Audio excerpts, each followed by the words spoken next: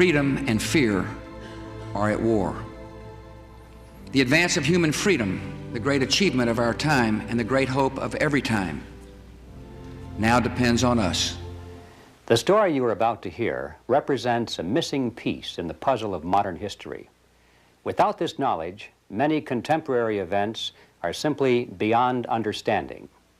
You are about to hear a man tell you that the major tax-exempt foundations of this land, since at least 1945, have been operating to promote a hidden agenda. And that agenda has nothing to do with the surface appearance of charity, good works, or philanthropy. This man will tell you that the real objectives include the creation of a worldwide collectivist state, including the Soviet Union, which is to be ruled from behind the scenes by those same interests which now control the tax-exempt foundations. The man who tells this story is none other than Mr. Norman Dodd, who in 1954 was the staff director of the Congressional Special Committee to investigate tax-exempt foundations, sometimes referred to as the Reece Committee, in recognition of its chairman, Congressman Carroll Reece. The interview you are about to see was conducted by me in 1982. I had no immediate use for the material at that time, but I realized that Mr. Dodd's story was of extreme importance, and since he was advanced in age and not in good health, I simply wanted to capture his recollections on videotape while he was still with us. It was a wise decision because Mr. Dodd did pass away just a short time afterward. In recent months, there has been a resurgence of interest in the substance of Mr. Dodd's story, and we have decided to make it available to the general public. And so what now follows is the full, unedited interview, broken occasionally only for a tape change or to omit the sound of a passing airplane. It stands on its own as an important piece in the puzzle of modern history. Mr. Dodd, let's begin this interview by a brief statement for the record, telling us who you are, what your background is, and your qualifications to speak on this subject. Well, Mr. Griffin, as for who I am just, as the name implies, an individual born in New Jersey and educated in private schools, eventually in a school called Andover, Massachusetts, and then Yale University, and running through my whole period of being brought up and growing up, I have been an indefatigable reader, and I have had one major interest, and that was this country, as I was led to believe it was originally founded. And I entered the world of business knowing absolutely nothing about how that world operated, and realized that the only way to find out what that world was consisted of would be to become part of it. And I then acquired some experience in the manufacturing world, and then in the world of international communication, and finally chose banking as the field I wished to devote my life to. And I was fortunate enough to secure a position in one of the important banks in New York, and lived there. I lived through the conditions which led up to what is known as the crash of 1929, and I witnessed what is tantamount to a collapse of the structure of the United States as a whole. And much to my surprise, I was confronted by my superiors with in the middle of the panic in which they were immersed, I was confronted with the question, Norm, what do we do now? I was 30 at the time, and I had no more right to have an answer to that question than the man in the moon. However, I did manage to say to my superiors, gentlemen, you take this experience as proof of something that you do not know about banking, and you better go find out what that something is and act accordingly. 4 days later, I was confronted by the same superiors with a statement to the effect that, Norm, you go find out. And I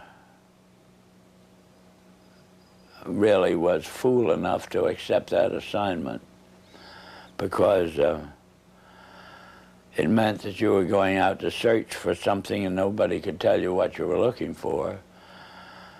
But I felt so strongly on the subject that I consented to. I was relieved of all normal duties inside the bank. And 2.5 years later, I felt that it was possible to report back to those who had given me this assignment. And so I rendered such a report. And as a result of the report I rendered, I was told the following: Norm, what you're saying is we should return to sound banking. And I said, yes, in essence, that's exactly what I'm saying. Whereupon I got my first shock, which was a statement from them to this effect: we will never see sound banking in the United States again. And they cited chapter and verse to support that statement. And what they cited was as follows: since the end of World War I, we have been responsible for what they call the institutionalizing of conflicting interests. And they are so prevalent inside this country that they can never be resolved. This came to me as an extraordinary shock, because the men who made the statement were men who were deemed as the most prominent bankers in the country. The bank of which I was a part was spoken of as a Morgan bank. And coming from men of that caliber, a statement of that kind made a tremendous impression on me. And the type of impression that it made on me was, I wondered if I, as an individual and it's what they call a junior officer of the bank, could, with the same enthusiasm, foster the progress and the policies of the bank. I spent about a year trying to think this out and came to the conclusion that I would have to resign. I did resign, and as a consequence of that, had this experience. When my letter of resignation reached the desk of the president of the bank, he sent for me. And I came to visit with him, and he stated to me, Norm, I have your letter, but I don't believe you understand what's happened in the last 10 days. And I said, no, Mr. Cochran, I have no idea what's happened. Well, he said, the directors have never been able to get your report to them out of their mind. And as a result, they have decided that you, as an individual, must begin at once, and you must reorganize this bank in keeping with your own ideas. And he then said, now, can I tear up your letter? And inasmuch as what had been said to me was offering me, at the age of, by then, 33, about as fine an opportunity for service to the country as I could imagine, I said yes. And they said they wished me to begin at once. And I did, and suddenly, in the span of about 6 weeks, I was not permitted to do another piece of work. And every time I brought the subject up, I was kind of patted on the back and said, and told, stop worrying about it, Norm. Pretty soon you'll be a vice president, and then you will have quite a handsome salary and ultimately be able to retire on a very worthwhile pension. In the meantime, you can play golf and tennis to your heart's content on weekends. Well, Mr. Griffin, I found I couldn't do it. I spent a year with figuratively with my feet on the desk doing nothing, and I just couldn't adjust to it. So I did resign. And this time, my resignation stuck, and then I got my second shock, which was the discovery that the doors of every bank in the United States were closed to me, and I never could get a job, as it were, in a bank. So I found myself, for the first time since I'd graduated from college, out of a job. And from there on, I followed various branches of the financial world, ranging from investment counsel to membership of the stock exchange, and finally ended up as an advisor to a few individuals who had capital funds to look after. In the meantime, my major interest became very specific, which was to endeavor, by some means, of getting the educational world to actually, you might say, teach the subject of economics realistically and move it away from the support of various speculative activities that characterize our country. And I have had that interest, and you know how as you generate a specific interest, you find yourself gravitating toward persons with similar interests. And ultimately, I found myself kind of the center of the world of dissatisfaction with the direction that this country was headed. And that's on one direction, and this same way I found myself in contact with many individuals who, on their own, had done a vast amount of studying and research in areas which were part of the problem. And well, Mr. Dodd, if I may interrupt here for a second, at what point in your career did you become connected with the Reece Committee?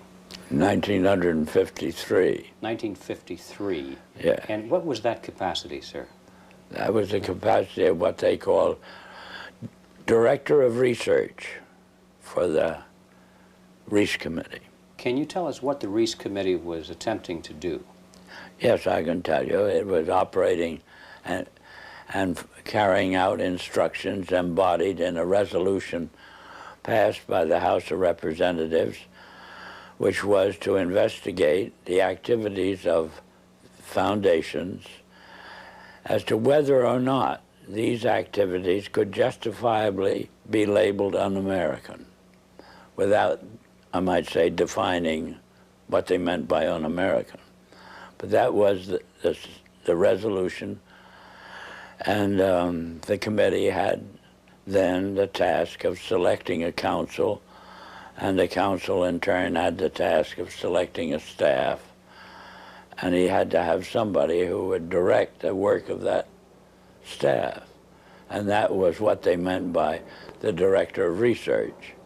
What were some of the details, the specifics that you told the committee at that time? Well, Mr. Griffin, in that report, I specifically, number one, defined what was, to us, what was meant by the phrase un-American. And we defined that in our way as being a determination to effect changes in the country by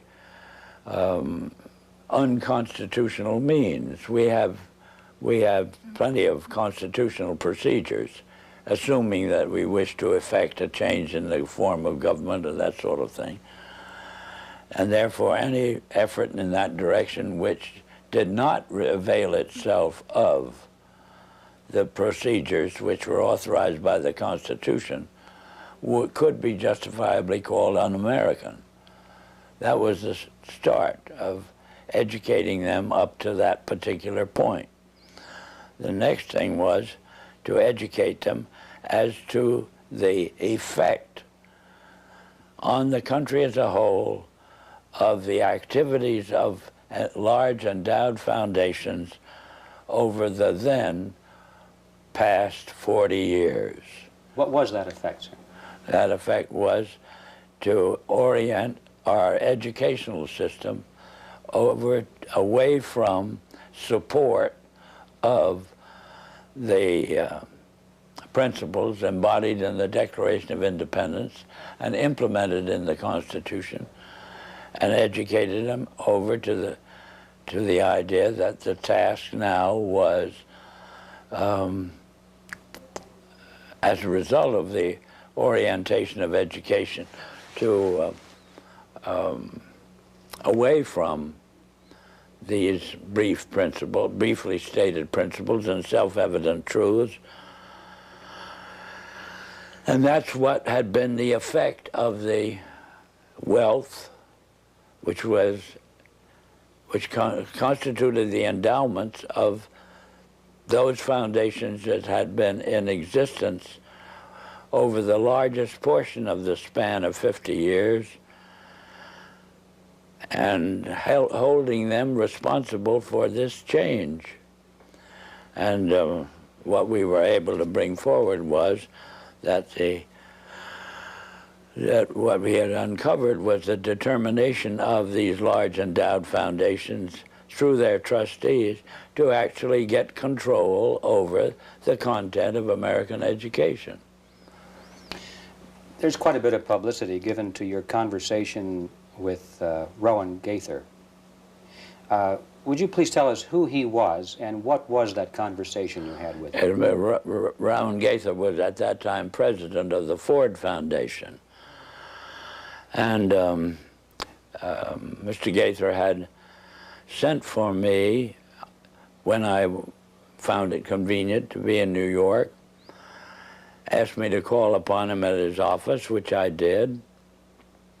And on arrival, after a few amenities, Mr. Gaither said, "Mr. Dodd, we've asked you to come up here today because we thought that possibly off the record you would tell us why the Congress is interested in the activities of foundations such as ourselves."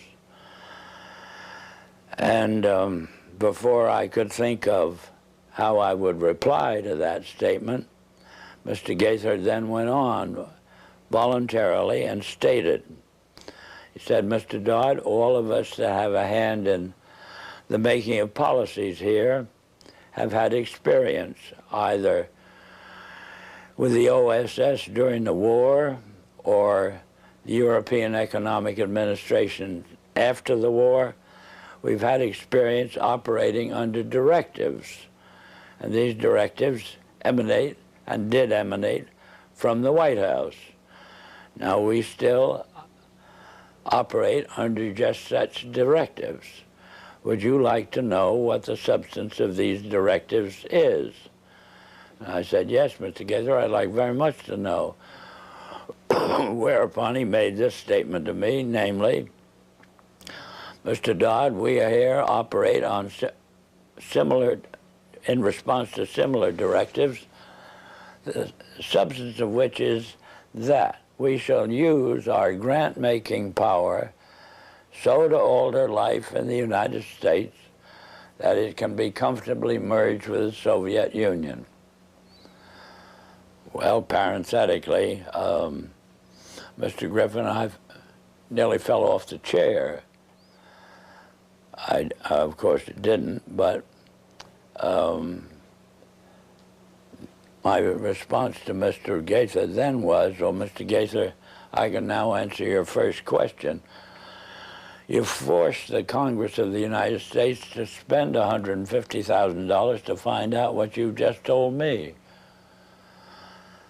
So why don't you I said, of course, legally you're entitled to make grants for this purpose, but I don't think you're entitled to withhold that information from the people of the country to whom you're indebted for your tax exemption. So why don't you tell the people of the country that's what you told me? And his answer was, we would not think of doing any such thing. So then I said, well, Mr. Gaither, obviously, you forced the Congress to spend this money in order to find out what you've just told me. Mr. Dodd, you have spoken before about some interesting things that were discovered by Catherine Casey at the Carnegie Endowment. Can you tell us that story, please? Yes, I'm glad to, Mr. Griffin. This experience that you have just referred to came about in response to a letter which I had written to the Carnegie Endowment for International Peace, asking certain questions and gathering certain information.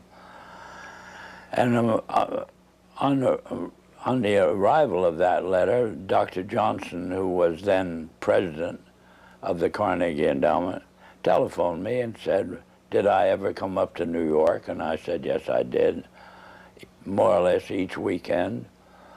And he said, well, when you're next here, will you drop in and see us? Which I did.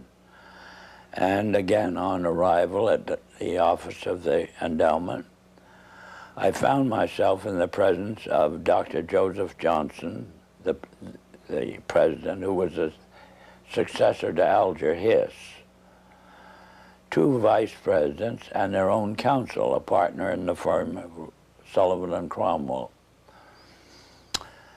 And Dr. Johnson said, after, again, amenities, Mr. Dodd, we have your letter. We can answer all those questions, but it'd be a great deal of trouble. And we have a counter-suggestion.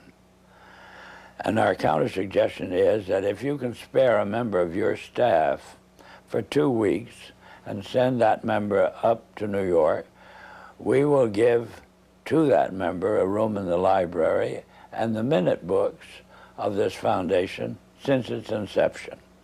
And we think that whatever you want to find out, or the Congress wants to find out, will be obvious from those minutes. Well, my first reaction was they'd lost their mind. I had a pretty good idea of what those minutes would contain, but I realized that Dr. Johnson had only been in office 2 years, and the vice presidents were relatively young men, and counsel seemed to be also a young man, and I guessed that probably they'd never read the minutes themselves. And so I said I had somebody, I would take it. I would accept their offer, and I went back to Washington, and I selected the member of my staff who was on my staff, having been a practicing attorney in Washington, but she was on my staff to see to it that I didn't break any congressional procedures or rules. In addition to which, she was unsympathetic to the purpose of the investigation. She was level-headed and a very reasonably brilliant, capable lady. And her attitude toward the investigation was, what could possibly be wrong with foundations? They do so much good. Well, in the face of that sincere conviction of Catherine's, I went out of my way not to prejudice her in any way, But I did explain to her that she couldn't possibly cover 50 years of handwritten minutes in 2 weeks. So she would have to do what we call spot reading. And I blocked out certain periods of time to concentrate on. And off she went to New York. She came back at the end of 2 weeks with the following in the way of, on dictaphone belts. We are now at the year 1908, which was the year that the Carnegie began operations. And in that year, the trustees, meeting for the first time, raised a specific question, which they discussed throughout the balance of the year in a very learned fashion. And the question is there any means known more effective than war, assuming you wish to alter the life of an entire people? And they conclude that no more effective means than war to that end is known to humanity. So then in 1909 they raised the second question and discussed it, namely, how do we involve the United States in a war?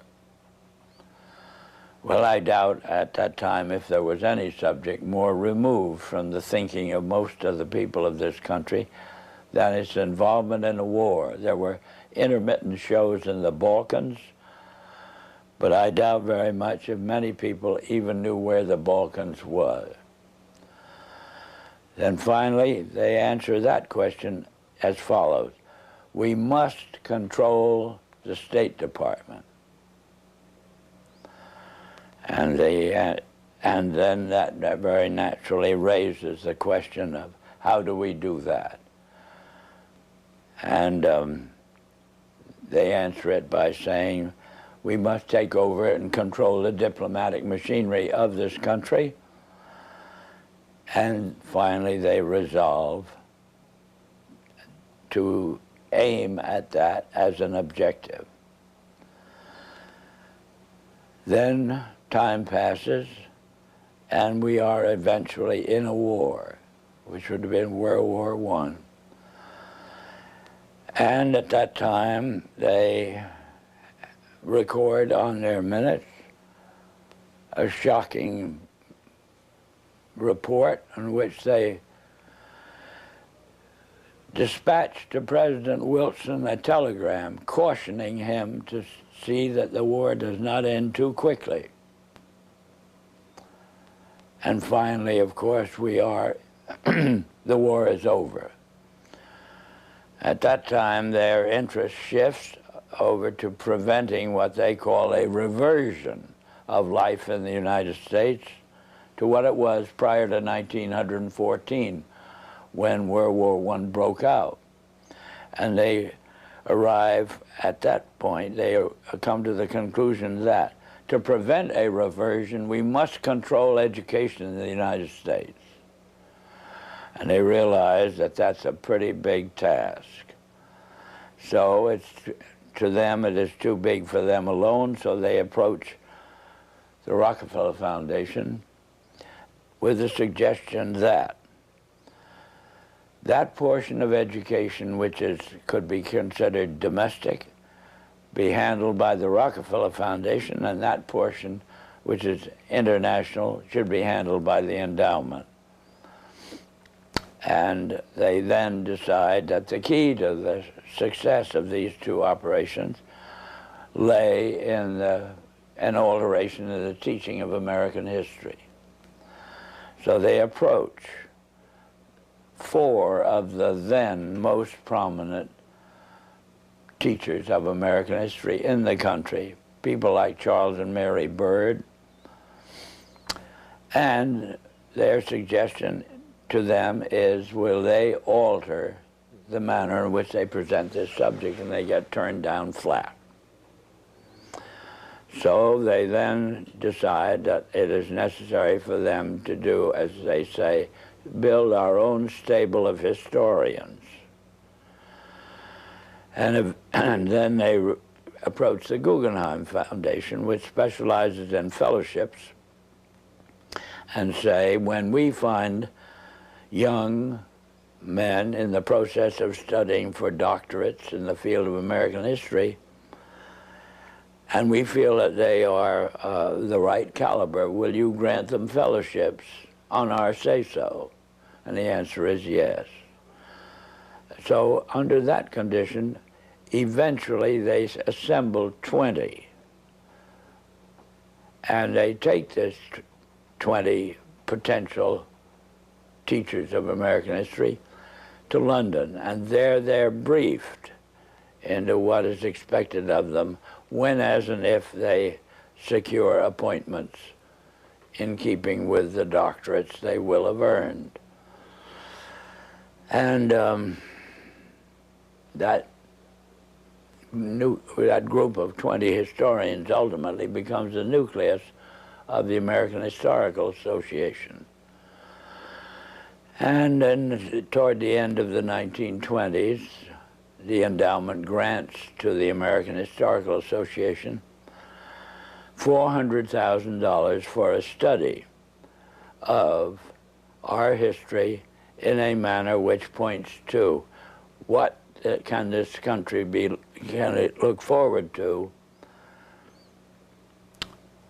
in the future.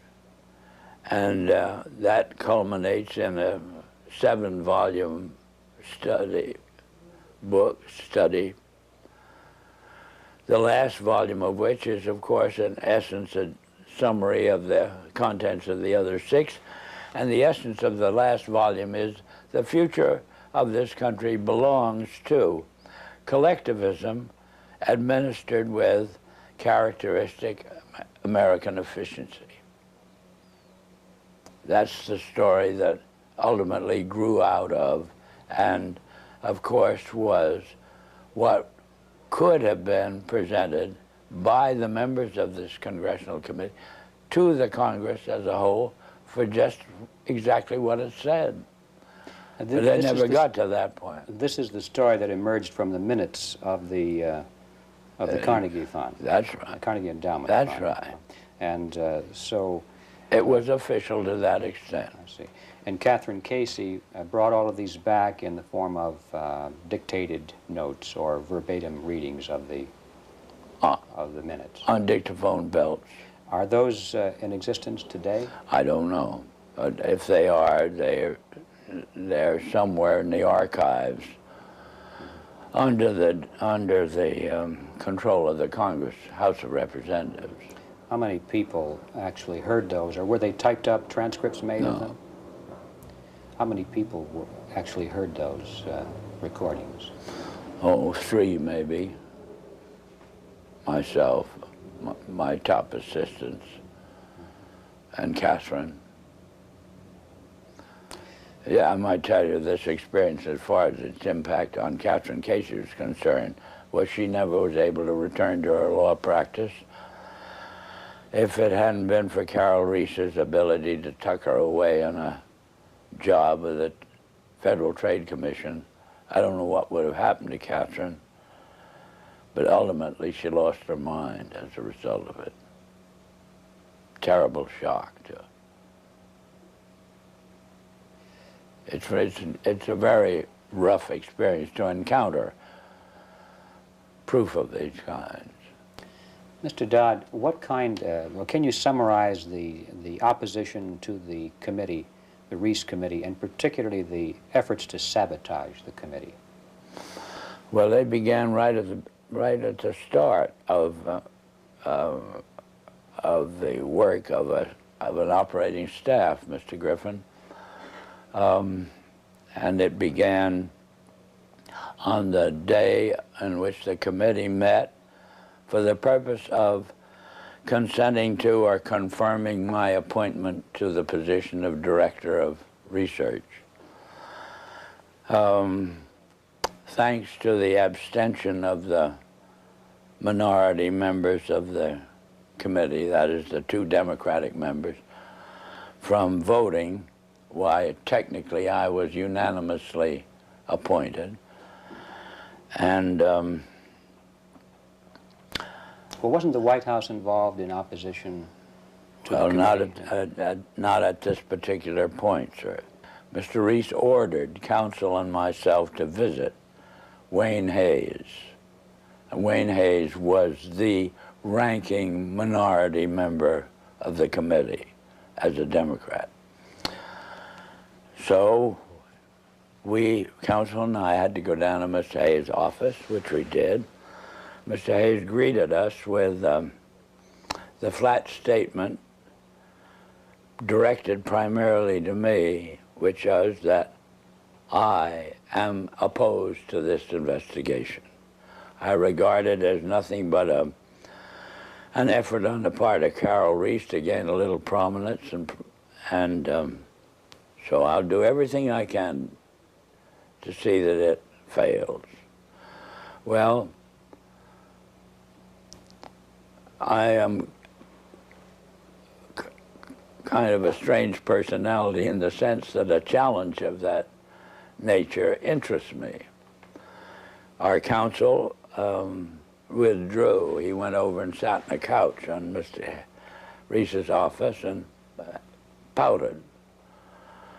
But I sort of took up this statement of Hayes as a challenge and set myself the goal of winning him over to our point of view. And I started by noticing on his desk that there was a book. And the book was of the type that there are many in these days that would be complaining about the spread of communism in Hungary, or that type of book. And this meant to me that at least Hayes read a book. And so I brought up the subject of the spread of the influence of the Soviet world, and for 2 hours discussed this with Hayes, and finally ended up with his rising from his desk and saying, "Norm, if you will carry this investigation toward the goal as you've outlined it to me, I'll be your biggest supporter." I said, "Mr. Hayes, I can assure you that I will not double-cross you." Subsequently, Mr. Hayes sent word to me that he was in the Bethesda hospital with an attack of ulcers, but would I come and see him, which I did. He then said, "Norm, the only reason I've asked you to come out here is I just want to hear you say again, you will not double-cross me." I gave him that assurance, and that was the basis of our relationship. Meantime, counsel took the attitude expressed in these words: "Norm, if you want to waste your time with this guy," as he called him, "you can go ahead and do it, but don't ever ask me to say anything to him under any condition on any subject." So, in a sense, that cleared the decks for me to operate in relation to Hayes on my own. And as time passed, Hayes offered friendship, which I hesitated to accept because of his vulgarity. And I didn't want to get mixed up with him socially under any condition. Well, that was our relationship for about 3 months, and then eventually I had occasion to add to my staff, and as a result of adding to my staff a top-flight intelligence officer, both the Republican National Committee and the White House were resorted to stop me from continuing this investigation in the direction that Carol Reece had personally asked me to do, which was to utilize this investigation, Mr. Griffin, to uncover the fact that this country had been the victim of a conspiracy. That was Mr. Reece's conviction. I eventually agreed to carry it out. I explained to Mr. Reece that his own counsel wouldn't go in that direction. He gave me permission to disregard our own counsel. And I had then to set up an aspect of the investigation outside of our office, more or less secret. And the Republican National Committee got wind of what I was doing, and they did everything they could to stop me. They appealed to counsel to stop me, and finally they resorted to the White House. Was their objection because of what you were doing or because of the fact that you were doing it outside of the official auspices of the committee? No, their objection was, as they put it, my devotion to what they call anti-Semitism. That was a cooked-up idea, but in other words, it wasn't true at all. But anyway, that's the way I expressed it. And excuse me, why? And they made it stick. Why did they do that? How could they say that? Well, they could say it, Mr. Griffin, but they had to have something in the way of a rationalization of their decision to do everything they could to stop the completion of this investigation in the direction that it was moving, which would have been an exposure of this Carnegie Endowment story and the Ford Foundation and the Guggenheim and the Rockefeller Foundation, all working in harmony toward the control of education in the United States.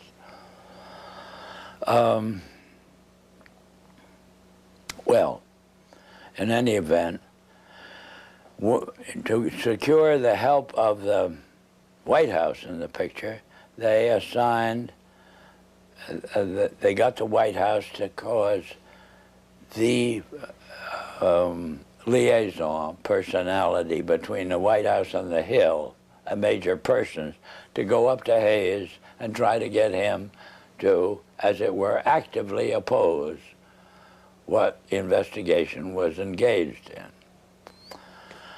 And Hayes very kindly then would listen to this visit from Major Person. Then he would call me and say, Norm, come up to my office, I have a good deal to tell you.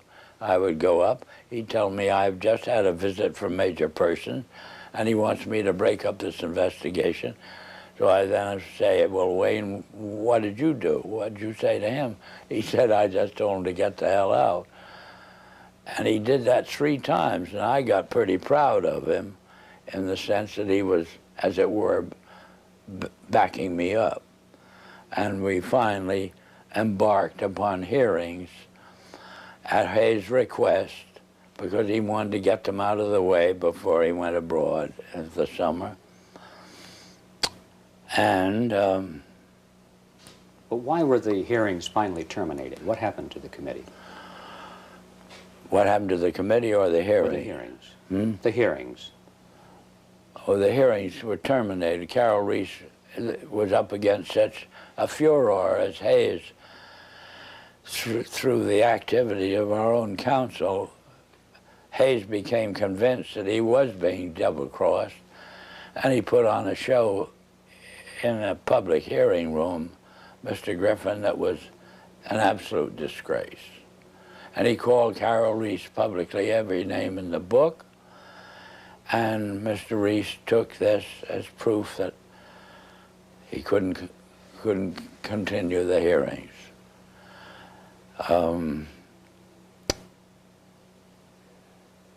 He actually invited me to accompany him when he went down to Hayes' office, and in my presence, with the tears rolling down his face, Hayes apologized to Carol Reece for whatever he'd done and his conduct, and apologized to me. And I thought that would be enough and Carol would resume. But he never did. The charge of anti-Semitism is kind of intriguing to me. What was the basis of that charge? Was there any basis for it at all? No, the basis that the Republican National Committee used was that the intelligence officer I'd taken on my staff, when I oriented this investigation to the exposure of and proof of a conspiracy, was known to have a book and the book was deemed to be anti-Semitic. This was childish, but this was the second in command of the Republican National Committee, and he told me I would have to dismiss this person from my staff. Who was that person, sir? Who was that person? The person? Yes. A Colonel Lee Lorraine. Lee Lorraine. Yeah. And what was his book, do you recall? The title of his book? The book they referred to was called Waters Flowing Eastward, which was a very castigation of the Jewish influence in the world. What were some of the other charges made by Mr. Hayes against Mr. Reece? Oh, just that Mr. Reece was utilizing this investigation for his own prominence inside the House of Representatives. That was the only charge Hayes could think of. How would you describe the motivation of the people who created the foundations, the big foundations in the very beginning? What is, or what was their motivation? Their motivation, well, let's take Mr. Carnegie as an example. His publicly declared and steadfast interest was to counteract the departure of the colonies from Great Britain. He was devoted to just putting the pieces back together again. Would that have required the collectivism that they were dedicated to? No. These policies or the foundation's allegiance to these un-American concepts are all traceable to the transfer of the funds over into the hands of trustees, Mr. Griffin. Not to men who had a hand in the creation of the wealth that led to the endowment of, or as a use of that wealth for what we would call public purposes. It was a subversion of the original intent then. Oh, yeah, completely so. And that we got into the world traditionally of bankers and lawyers. How do you see that the purpose and direction of the major foundations has changed over the years to the present? What is it today? Whole 100% behind meeting the cost of education such as it is presented through the schools and colleges of the United States on the subject of our history has proven our original ideas to be no longer practical. The future belongs to a collectivistic concept, and there's just no disagreement on this. Why do the foundations generously support communist causes in the United States? Well, because to them, what communism represents a means of developing what we call a monopoly. That is, the organization, we'll say, of large-scale industry into an administrable unit. Do they think that they will be one of the administrators? They will be the beneficiaries of it, yes. We have seen their kind before. They are the heirs of all the murderous ideologies sacrificing human life to serve their radical visions. By abandoning every value except the will to power, they follow in the history's unmarked grave of discarded lies. Every nation and every region now has a decision to make. Either you are with us or you are with the terrorists. Either you are with us or you are with the terrorists. Either you are with us or you are with the terrorists.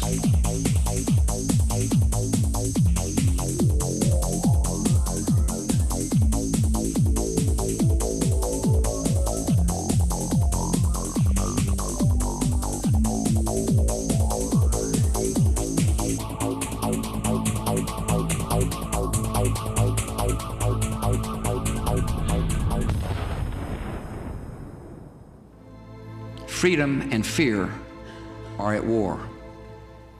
The advance of human freedom, the great achievement of our time and the great hope of every time, now depends on us. When freedom is lost, it is lost forever. We are losing the right to make our own determinations about what we think, what we eat, how we protect our health, how we protect our children, and whether, in fact, we are members of a free society. The purpose of education in America today is not education. It is indoctrination. They have to destroy the United States Constitution and our way of life. And they've got to do so in such a way that we embrace it.